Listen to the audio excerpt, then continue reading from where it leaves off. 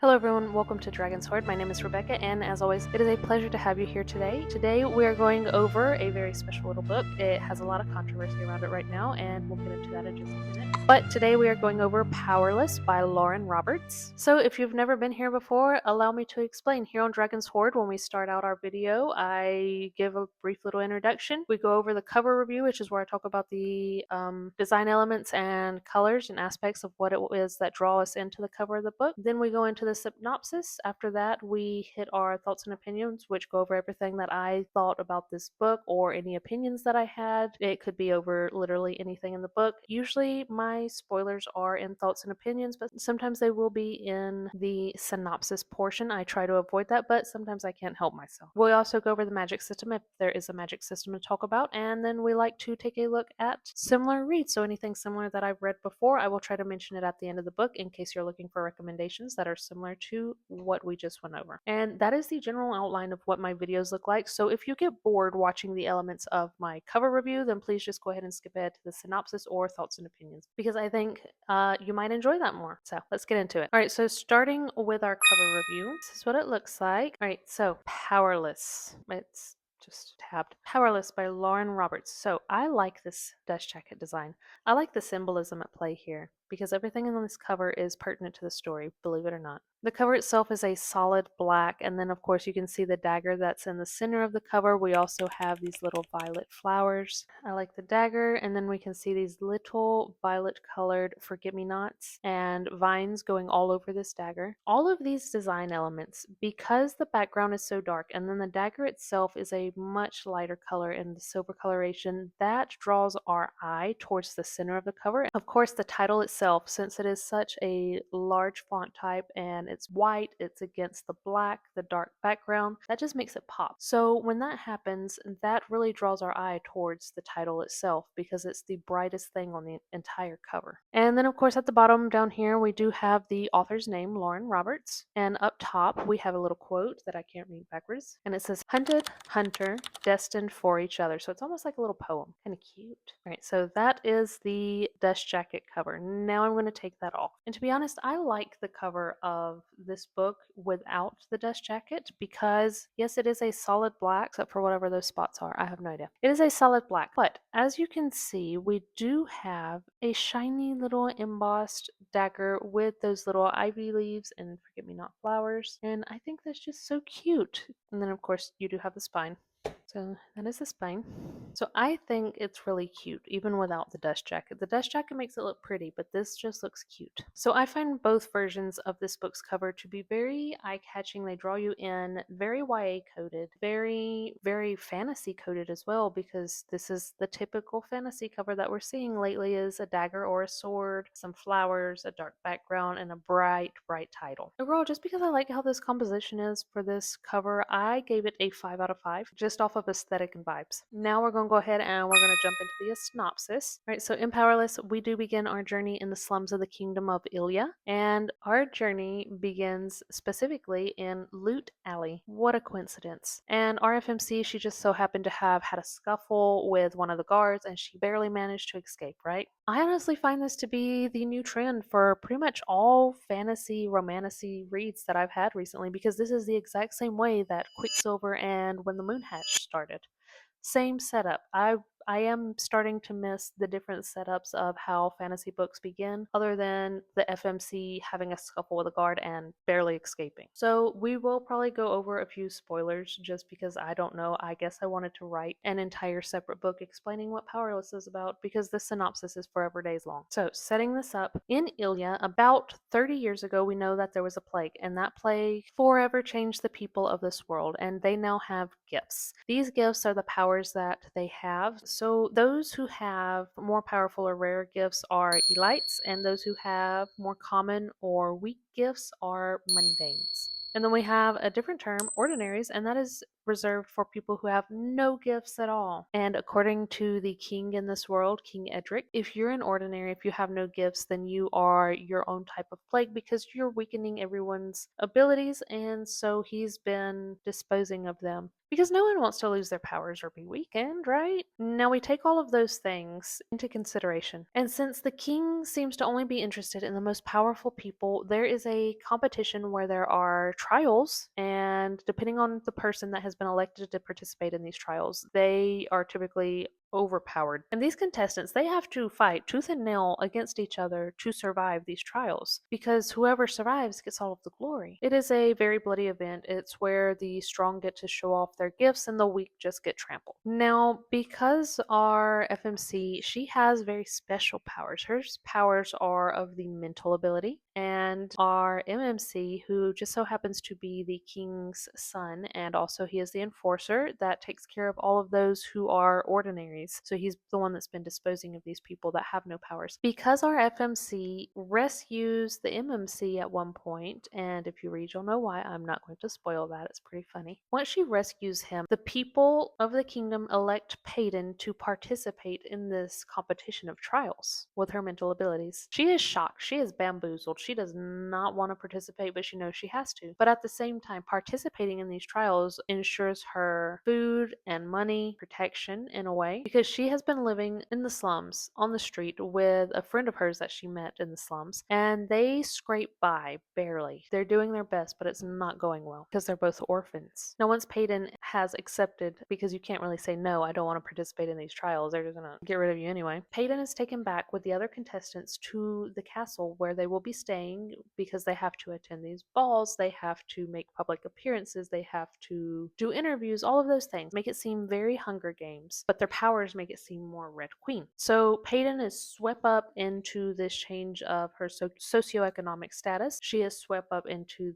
the danger of the games themselves. She is swept up into the danger that everything is presenting to her at this point, and her friend knows what's going on because her friend knows everything. We don't know everything yet, but as you go through the book, you kind of get suspicions because there are hints that are dropped sporadically. So as she's going through all of these social things that she has to do, the balls and whatnot, she ends up needing a tailor to make her outfits, because the ones that the people of this competition want her to wear, she doesn't really like the message that that's giving, so she wants something different. But because of this, her friend just so happens to be a tailor. She manages to get her friend into the castle with her, and her friend, her name is Adina. Now, once the first ball is out of the way and the first interview thing is out of the way, then they get thrust into their first trial. And typically the trials, they are held in what's known as the bowl, which was a very ironic name. I thought surely you could have done better to name a stadium something other than bowl.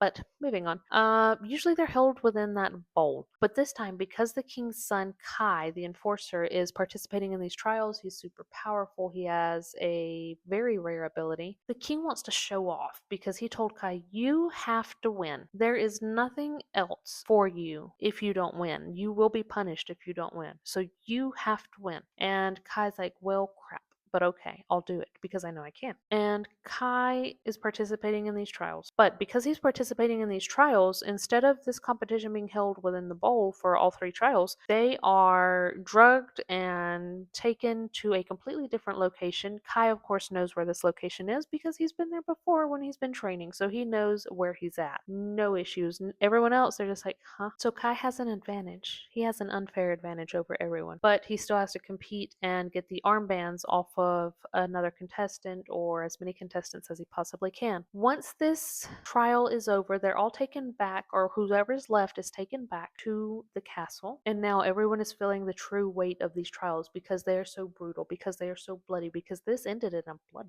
And after that, these contestants are taken to the bowl where they're forced to re-watch all of the scenes of what happened while they were in battles and the people that were killed or nearly killed. Then there's another ball that's held because everything calls for a party. We do begin to see Kai's frustration because now his brother, Kit, is also interested in Peyton, because Kai is like, I like this girl. Kit is also being attracted to her. He's drawn to her. After this ball, and they do like a little more training, just like filler information in there, trial 2 comes about. And I'll just read this little excerpt for you, because now they're once again taken out of the castle. Instead of going to the bowl, they're taken to another location, and that location is called Plummet Mountain. This time the trial has a bit of a twist to it because normally the trials are individual based, so you must perform individually. However, this time it does say, "Welcome to trial number 2. We think a little teamwork is due. You have 12 hours to reach the top. To beat the other team, you must climb non-stop."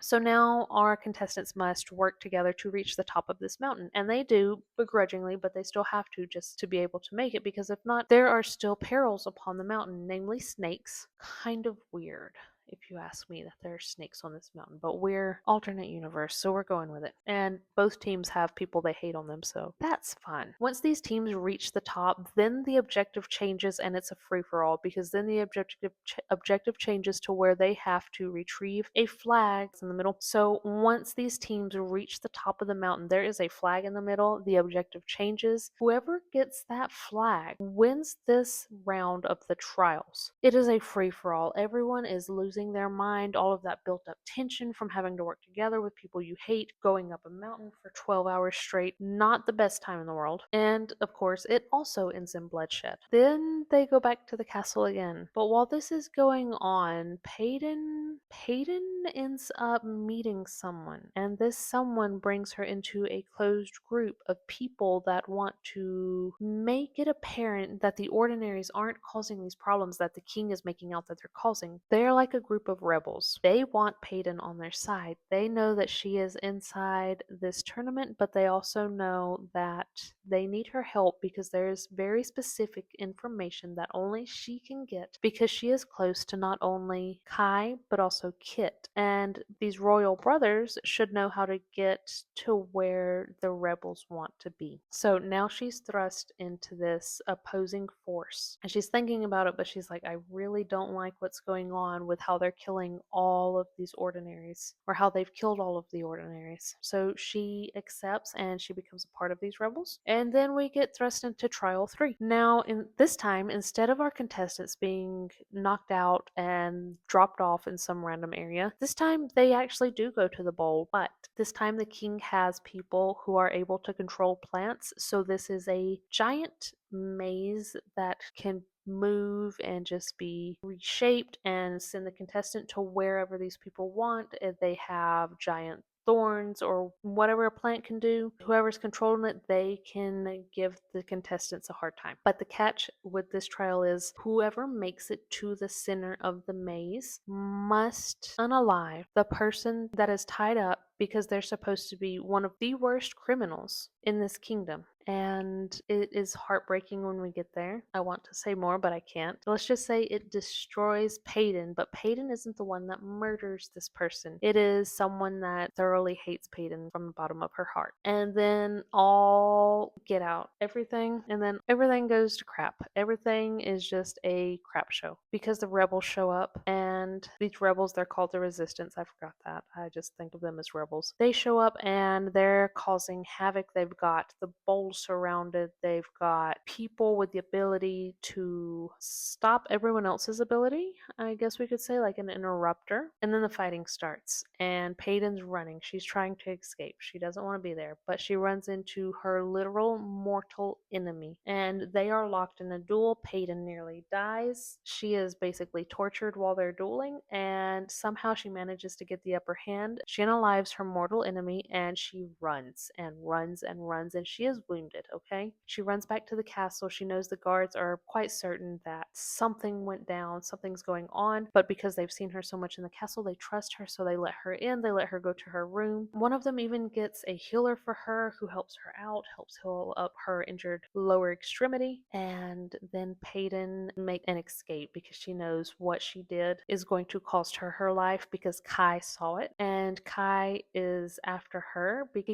He couldn't bring himself to do anything to her in that moment, so when she started running, he let her run because he was conflicted. And that is the end of Powerless. That's the general idea of what goes down. We are left on a cliffhanger because Peyton is running and Kai is after her. She must escape this kingdom now. Kai, I believe, knows her secret, and Kit sends him after her. And that is where Powerless ends. Alright, so now we're going to talk about the magic system. The magic system in Ilia is pretty straightforward. Like I said, there was this plague, it caused changes in people. They now have powers. There are people that don't have powers. So elites, mundanes, and ordinaries. These are 3 categories. The elites and mundanes believe that the ordinaries are basically sapping away their abilities because they have no powers, so they're like their own little plague, just causing discourse over here between the elites and the mundanes. And that is all from propaganda by the king and the kingdom. So the ordinaries are put to death if they're ever found out, and it is Kai's job to take care of that. We don't really know what it is exactly that causes people to have powers other than the plague. That's the only thing that's mentioned. We don't know how the powers manifest. We don't know how they're passed down, if they're even passed down from generation to generation. They just seem to be random.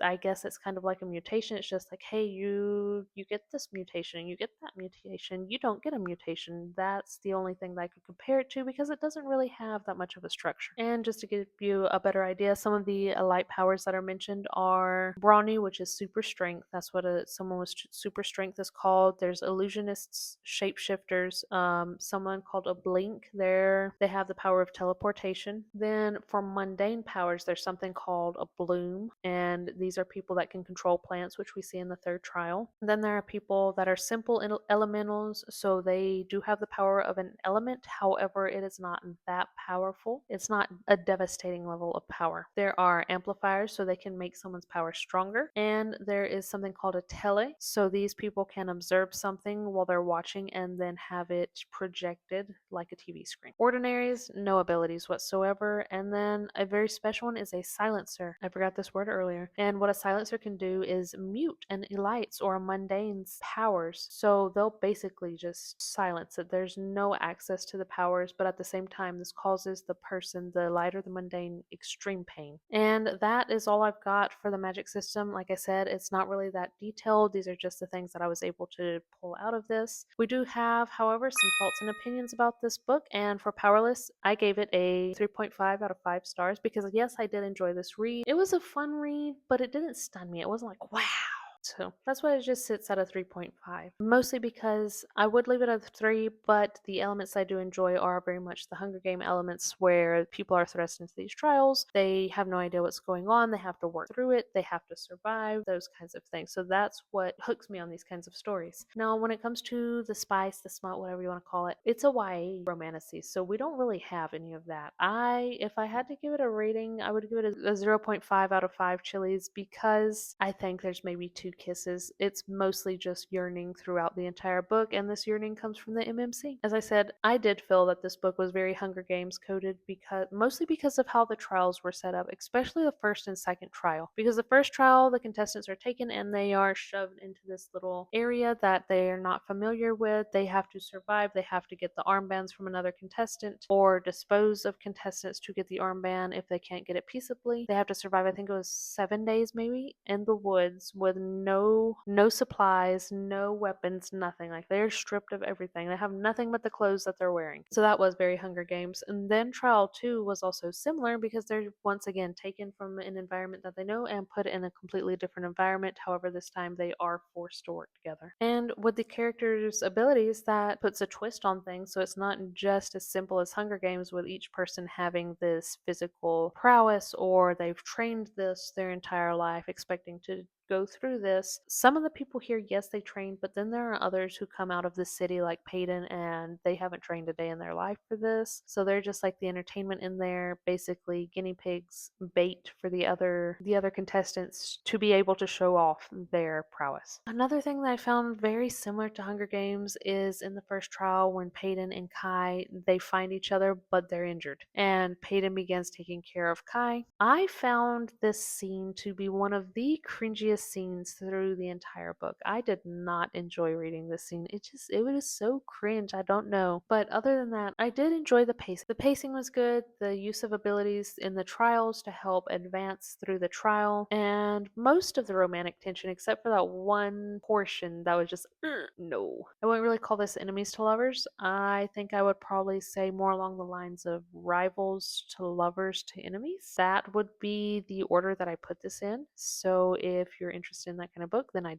definitely recommend this. So if you're interested, now we're going to go into would I recommend this book. And yes, I would recommend you read this if you enjoy fantasy, if you want something to introduce you into fantasy. I believe this is a good start. As I mentioned, the world building itself and the magic system are not complicated at all. The most complicated thing would probably be the names for different abilities. The magic system and the world building is very straightforward. Like, you don't have these special little nuances when it comes to the world building or the magic system that affect things. Now, that is in book 1. I don't know about book 2 because I haven't read it yet. The underlying resistance plotline is also very easy to digest. It is not something that is difficult. It doesn't overpower the main idea of what's going on between the ordinaries and those with powers. The yearning itself also doesn't overpower the story. It's there, but it's not like in your face. It's not in your face saying, hey, this is the whole idea, just shove it down your throat. No, it's there, you get a taste of it, and then it's like Peyton's like, be gone from me, peasant. I did feel like everything was well balanced. It could have been unbalanced. The yearning could have overpowered the plot line of the trials themselves, or the idea of powers and no powers could have completely ruined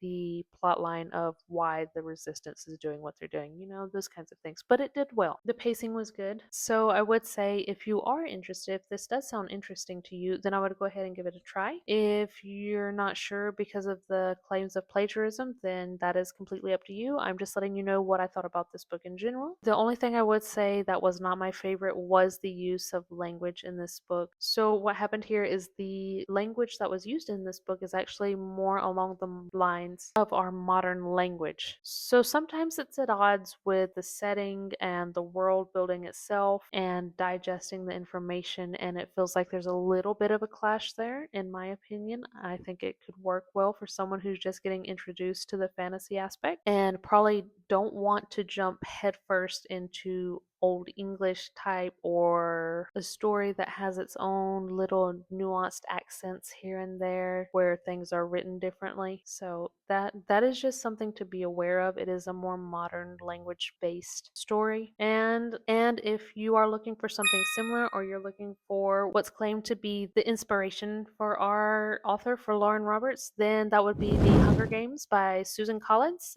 and Red Queen by Victoria Yard. But something else that I thought was very similar was also The Maze Runner by James Dashner. So these are all similar books. They're all dystopian. I think Red Queen would be the most fantasy based. Maze Runner is more along the lines of Powerless, if you ask me, when it comes to the plot in general, because of it having to do with the plague and powers appearing. Those are very similar lines that are coming up in there. I haven't seen anything about it saying it's plagiarism from The Maze Runner. It's only been Hunger Games and Red Queen. So those are some options that I have for you to check out. Hunger Games, of course. We also have the movies. We have movies from Maze Runner. So if you're interested, then definitely check them out. And if you've made it this far, then please drop a dagger emoji down below in the comments. I do hope that you enjoyed learning a little bit about Powerless, and I hope to see you back here in the future. That way we can see what other kind of trouble Peyton gets into in book 2. I believe it is called Reckless, if I'm not mistaken. Thank you for joining me today. Please don't forget to hit that like and subscribe button down below, because that would